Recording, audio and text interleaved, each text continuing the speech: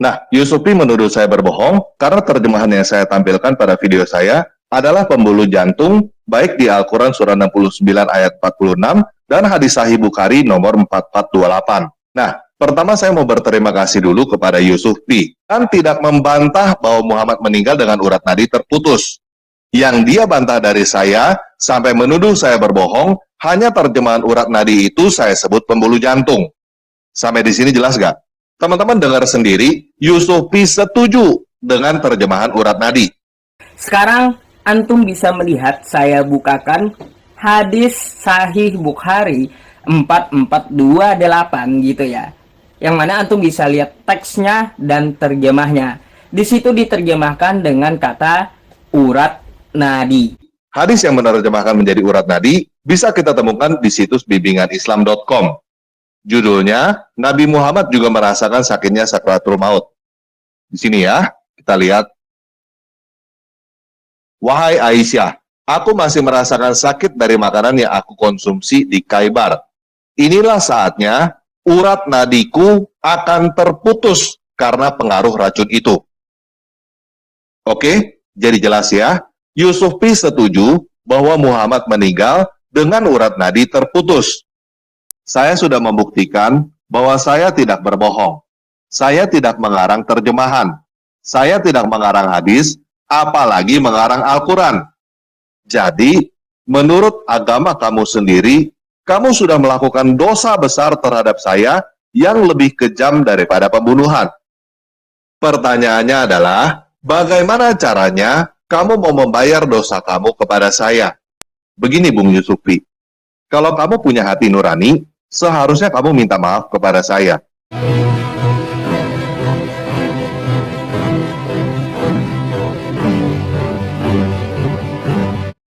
Assalamualaikum warahmatullahi wabarakatuh. Alhamdulillahirrabbilalamin. Wassalatu wassalamu ala syarafil anbiya wal mursalin wa ala alihi wa sahbihi ajmain, amma ba'du. Puji syukur kehadirat Allah subhanahu wa ta'ala karena kita masih diberi waktu dan kesempatan berjumpa kembali melalui channel Salam Satu Akidah. Semoga kita semua dirahmati Allah dan beri kekuatan serta keteguhan hati di dalam iman Islam untuk terus meningkatkan iman serta ketakwaan kita kepada Allah Subhanahu wa taala. Baik, saudaraku semuanya, pertama saya mohon maaf ya karena suara saya agak serak ya karena dikarenakan lagi pilek atau kurang enak badan ya. Nah, di video kali ini ada sesuatu hal yang patut kita komentari ya, yaitu terkait si Tamparagi yang mana dia beberapa hari yang lalu mengkritik atau meminta saudara kita Yusufi untuk memaaf kepada dirinya perihal bagaimana saudara kita Yusufi mengatakan bahwa si Tamparagi ini adalah seorang pembohong ya.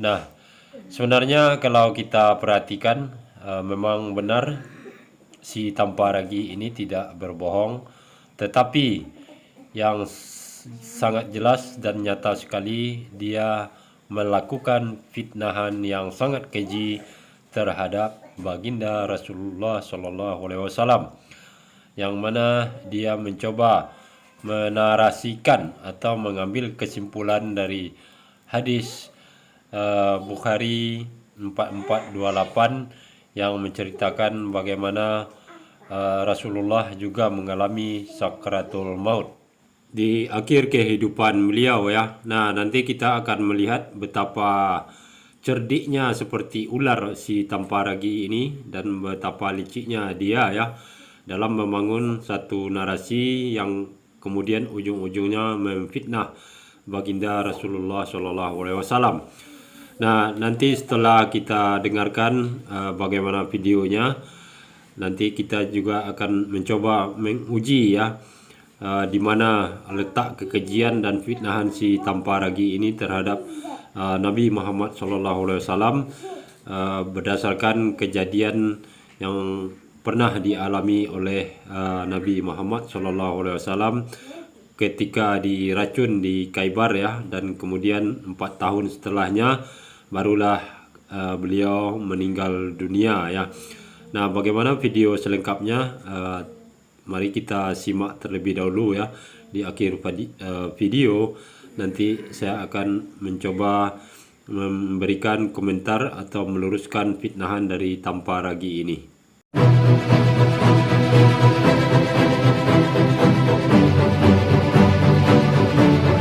Tetapi saya hanya mau fokus di satu masalah aja.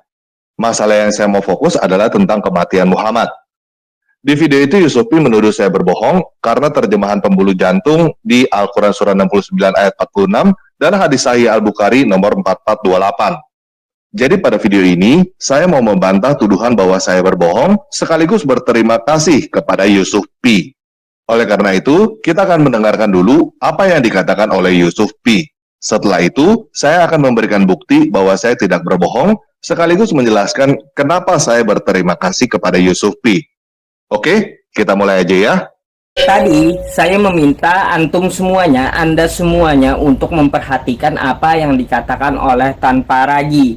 Ya, di tulisannya itu dia menerjemahkan Sahih Bukhari 4428 dengan kata pembuluh jantung. Lalu dia mengambil Quran surah Al-Haqqah, dia menerjemahkannya juga dengan kata pembuluh jantung. Jadi hadis ini akan saya bukakan dan ayat Al-Quran surah Al-Haqqah dari ayat 44 sampai 47 ini juga akan saya bukakan. Disinilah tanpa ragi bertaqiyah atau berbohong.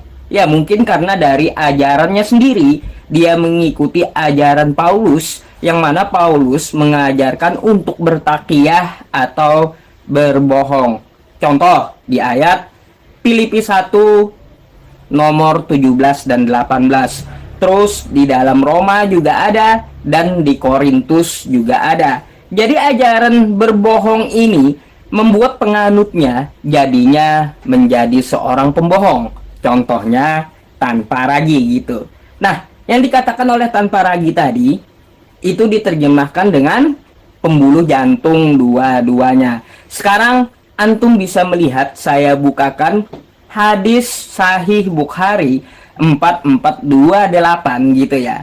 Yang mana antum bisa lihat teksnya dan terjemahnya. Di situ diterjemahkan dengan kata urat nadi.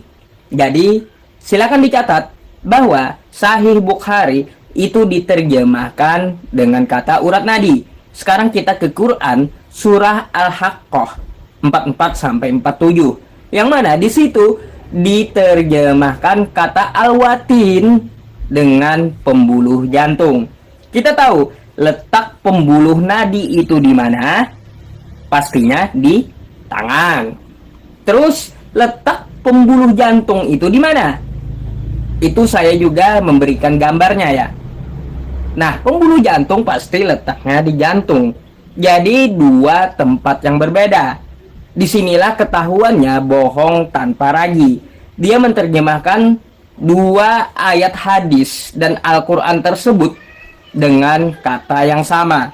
Padahal dari segi tekstual, kosakata Arabnya itu juga berbeda. Saya paham tanpa ragi ini dia menyamakan tersebut untuk apa? Membuktikan bahwa Rasulullah Shallallahu Alaihi Wasallam itu bukanlah nabi. Nah, Yusuf P menuduh saya berbohong karena terjemahan yang saya tampilkan pada video saya adalah pembuluh jantung baik di Al-Quran surah 69 ayat 46 dan hadis Sahih Bukhari nomor 4428.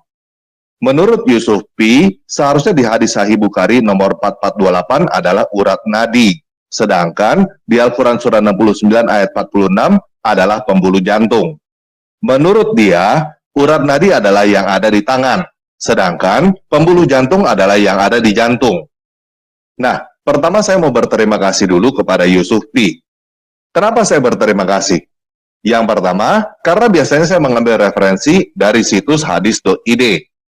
Tetapi, khusus hadis Sahih Bukhari nomor 4428 tidak ada di hadis.id.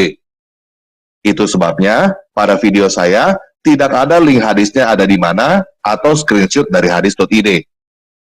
Jadi, terima kasih pertama saya adalah karena Yusuf P telah mengkonfirmasi bahwa hadis Sahih Al-Bukhari nomor 4428 memang isinya mengenai urat nadi Muhammad terputus menjelang kematiannya. Terima kasih yang kedua adalah karena Yusuf P tidak menyangkal bahwa Muhammad meninggal dengan urat nadi terputus. Karena saya banyak mendapatkan komentar dari muslim awam yang menyangkal bahwa Muhammad meninggal dengan urat nadi terputus. Seolah-olah mereka lebih tahu daripada Muhammad dan Imam Bukhari. Jadi, sekarang saya mau memberitahukan kepada teman-teman muslim awam yang sedang menonton, ini Yusuf P seorang muslim, bukan kenalan saya, dan bahkan sedang menyerang saya. Jadi, jangan bilang Yusuf P ini adalah muslim odong-odong, settingan, yang sedang memfitnah Islam. Dia mengkonfirmasi isi hadis Sahih Al-Bukhari nomor 4428, dan tidak membantah bahwa Muhammad meninggal dengan urat nadi terputus. Yang dia bantah dari saya, sampai menuduh saya berbohong, hanya terjemahan urat nadi itu saya sebut pembuluh jantung. Sampai di sini jelas gak? Saya ulangi lagi ya, biar jelas. Yusuf P mengkonfirmasi hadis Sahih Al-Bukhari nomor 4428, dan tidak membantah bahwa Muhammad meninggal dengan urat nadi terputus. Perbedaan pendapat antara saya dengan Yusuf P hanya masalah terjemahannya, urat nadi atau pembuluh jantung. Oke? Nah, sekarang saya mau membantah bahwa saya yang mengarang terjemahan menjadi pembuluh jantung. Jadi, saya akan memberitahukan dari mana saya mendapatkan sumber terjemahannya menjadi pembuluh jantung. Kalau Al-Qurannya, ada dua sumber yang menerjemahkan menjadi pembuluh jantung. Yang pertama, dari Quran.com/id/Al-Haqqah/46. Kita lihat ya di sini ya, pembuluh jantungnya.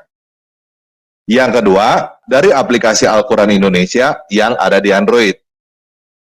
Di sini ya, lihat ya. Kemudian kami potong pembuluh jantungnya. Oke? Kalau hadisnya, seperti yang saya katakan, saya tidak menemukannya di hadis.id yang biasa saya gunakan. Jadi, saya dapat di id.wikipedia.org/Wikipedia/kematian Muhammad. Teman-teman bisa lihat, kali ini saya bukan screenshot, tetapi saya rekam supaya saya tidak dituduh mengedit gambar. Yang menerjemahkan hadis Sahih Al-Bukhari nomor 4428 menjadi pembuluh jantung adalah Wikipedia, bukan saya. Lihat ya, pembuluh jantung. Ya, sini ya, cukup gede ya. Pembuluh jantungku. Oke? Yang menerjemahkan Wikipedia, bukan saya.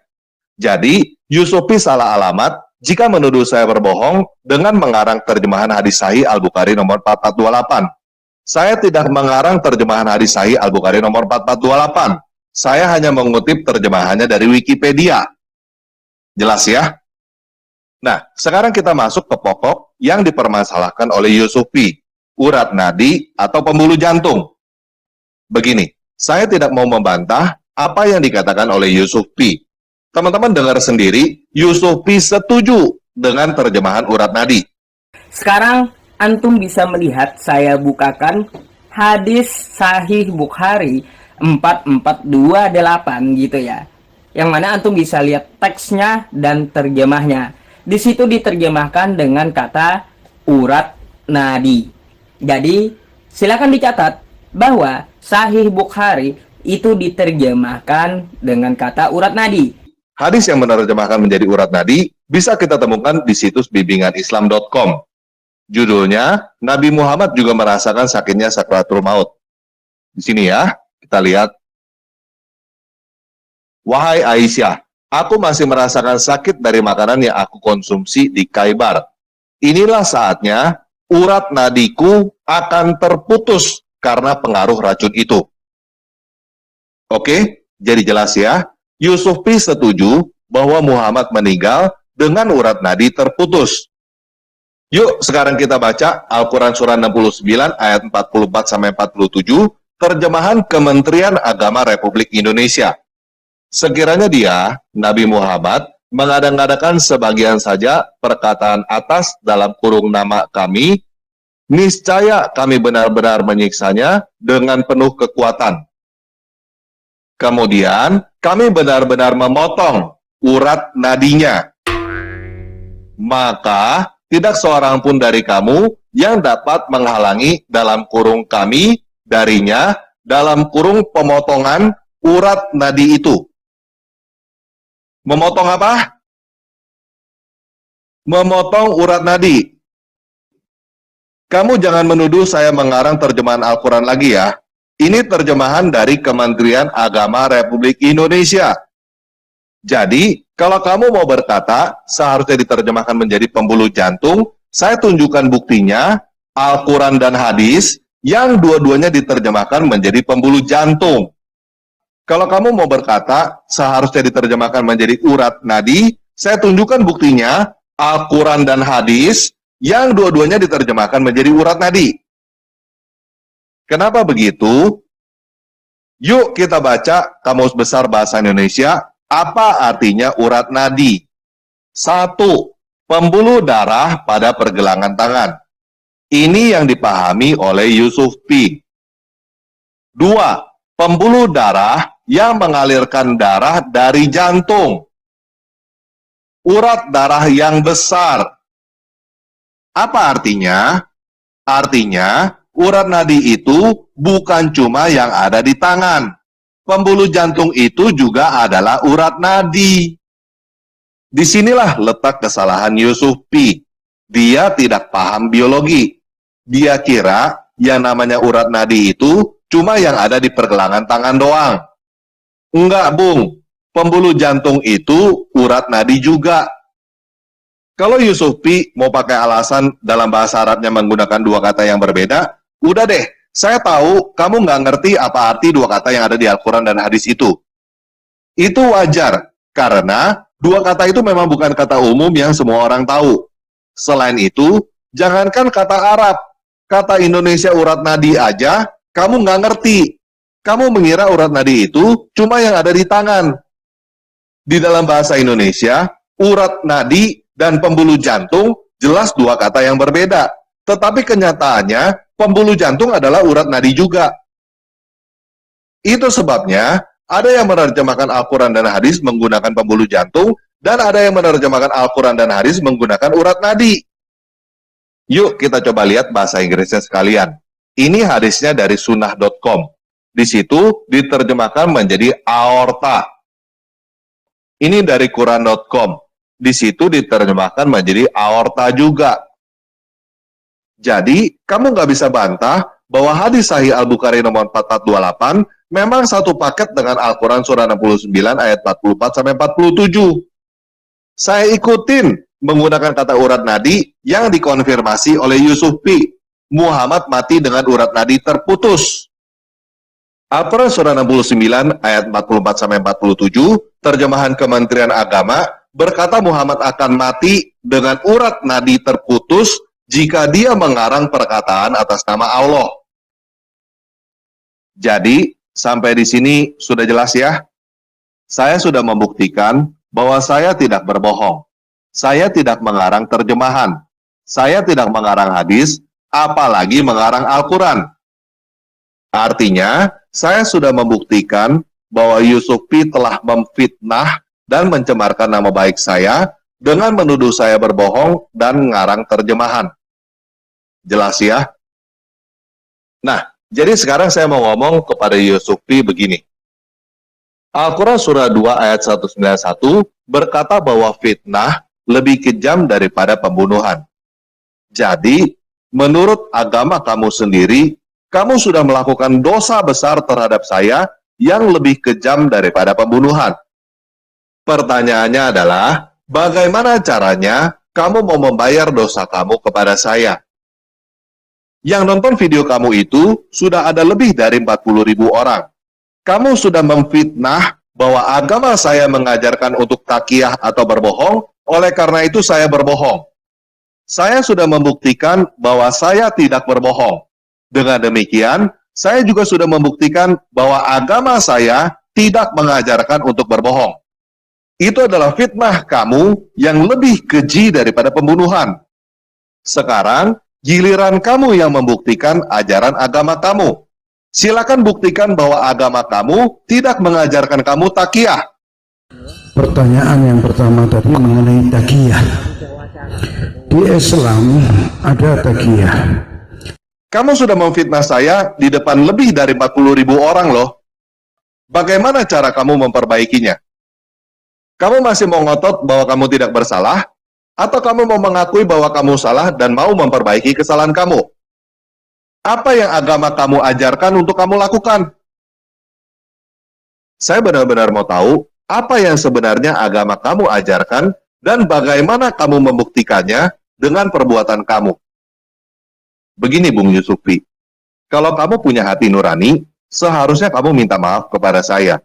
Tetapi, kalau kamu terlalu tinggi hati untuk minta maaf, kamu tidak perlu melakukannya.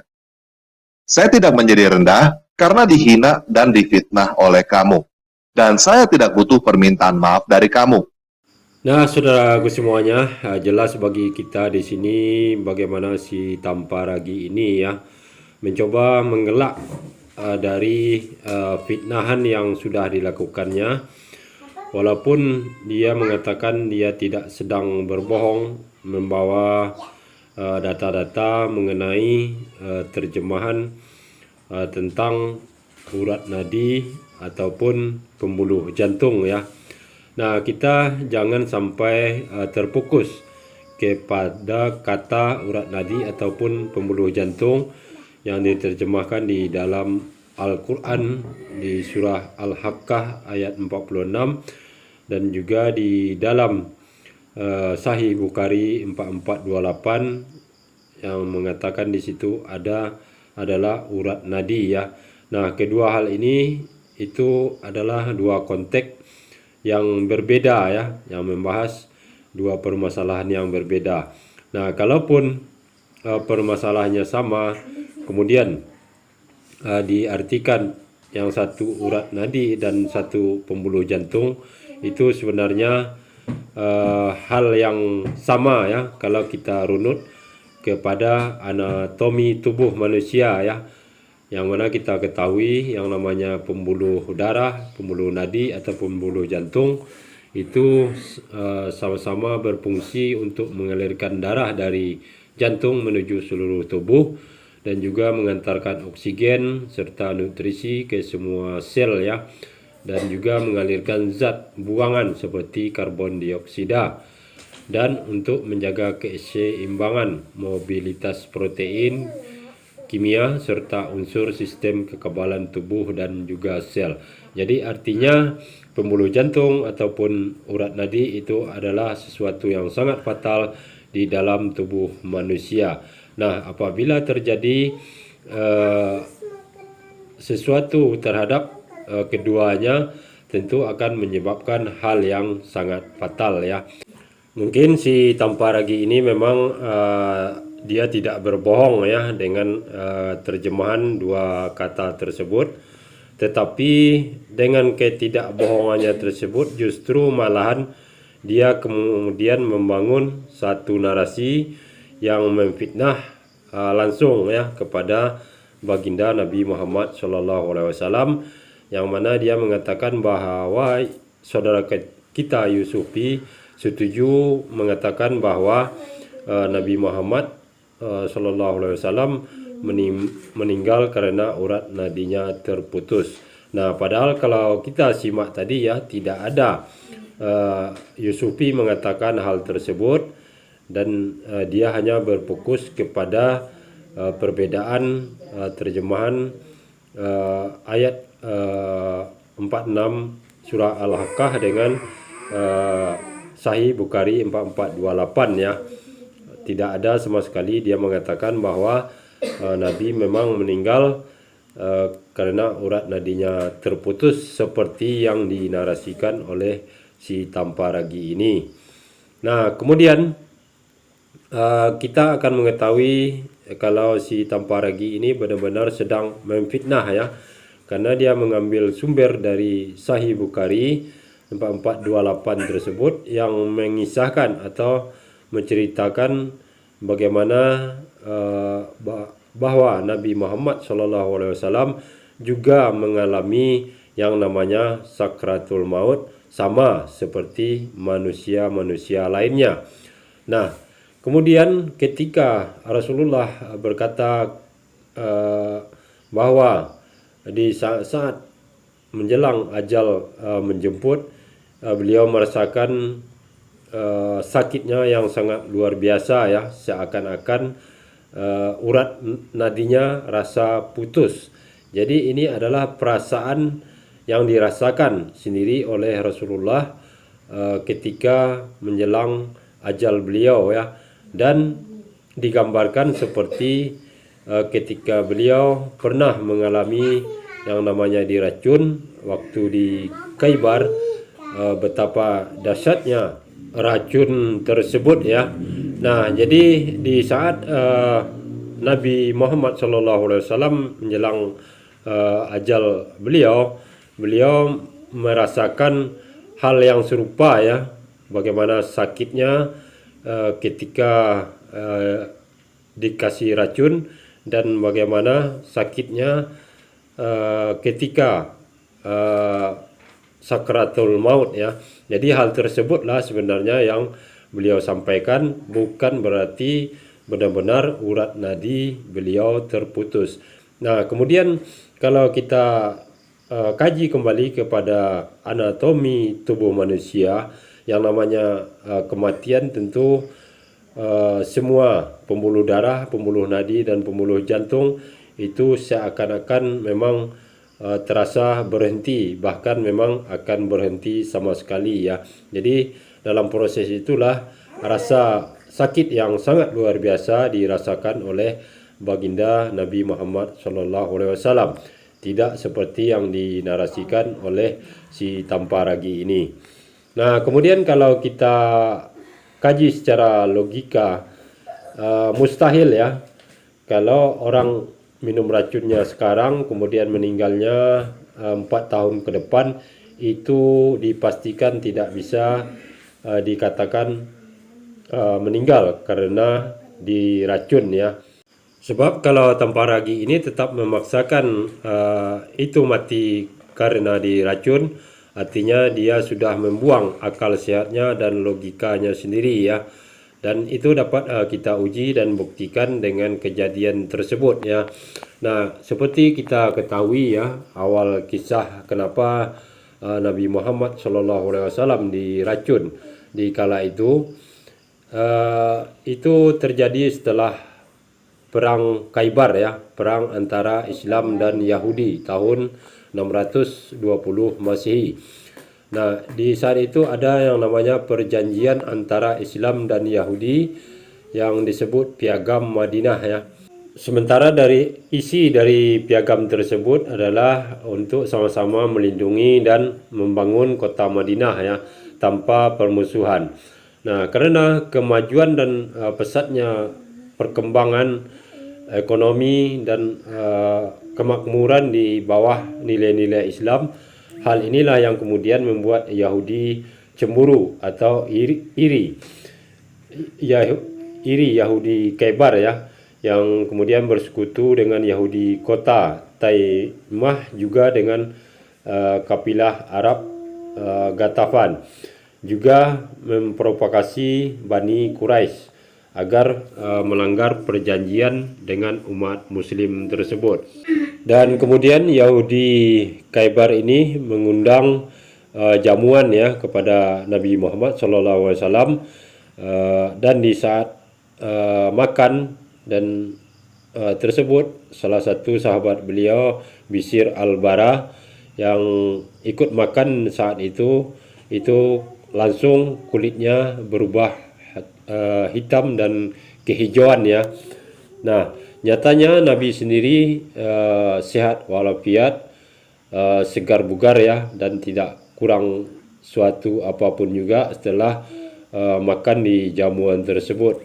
Bahkan setahun setelah itu Nabi melakukan umrah pada tahun 629 Masehi ya, dan 2 tahun kemudian juga masih sanggup menaklukkan kota Mekah ya. Kemudian juga perang Arab Badui, kemudian dilanjutkan perang Autas dan perang Tabuk Bizantium ya. Nah, pada tahun 632. Nah, jadi artinya semenjak awal pertama terkena racun tersebut, Nabi masih sanggup melakukan banyak kegiatan yang tentunya membutuhkan energi yang luar biasa ya, melakukan beberapa kali perang dan melakukan ibadah umroh ya. Nah, baru kemudian 4 tahun setelah itu ya, tepatnya pada tanggal 8 Juni 632 Masehi, dalam usia 63 tahun barulah Nabi Muhammad SAW wafat ya. Artinya memang sangat jauh rentang waktu antara pertama diracuni oleh Yahudi Khaybar dengan wafatnya Nabi Muhammad SAW tersebut. Jadi secara logika itu mustahil kalau masih dikatakan beliau meninggal karena diracun ya. Hanya orang-orang yang tidak waras dan memang sengaja untuk memfitnah beliau yang akan mempercayai hal tersebut, seperti halnya si Tamparagi ini yang meninggalkan akal sehatnya untuk membangun narasi untuk guna memfitnah Rasulullah ya. Dan hal ini bagi kita sebagai umat muslim tentu tidak mengherankan ya, kalau oten-oten Kristen ini selalu bernarasi negatif terhadap ajaran Islam, karena mereka sendiri dalam mempercayai kitabnya itu ada yang mereka percaya secara letter-led seperti apa yang tertulis, namun menolak isinya yang tidak sesuai dengan keimanan mereka, seperti halnya di dalam Bible bagaimana perkataan-perkataan Yesus sendiri yang menyatakan dia hanyalah seorang utusan Allah dan hanya diutus kepada kaumnya, yaitu Bani Israel. Nah, hal seperti ini mereka tidak percayai ya, dan bahkan mereka tidak pedulikan dengan perkataan Yesus sendiri. Nah, demikian saudaraku semuanya. Jadi kesimpulannya jelas bahwa si Tamparagi ini walaupun dia mengelak tidak berbohong, tetapi nyatanya dia jelas dengan sangat keji memfitnah Islam, memfitnah baginda Nabi Muhammad SAW. Demikian saudaraku semuanya, terima kasih. Assalamualaikum warahmatullahi wabarakatuh.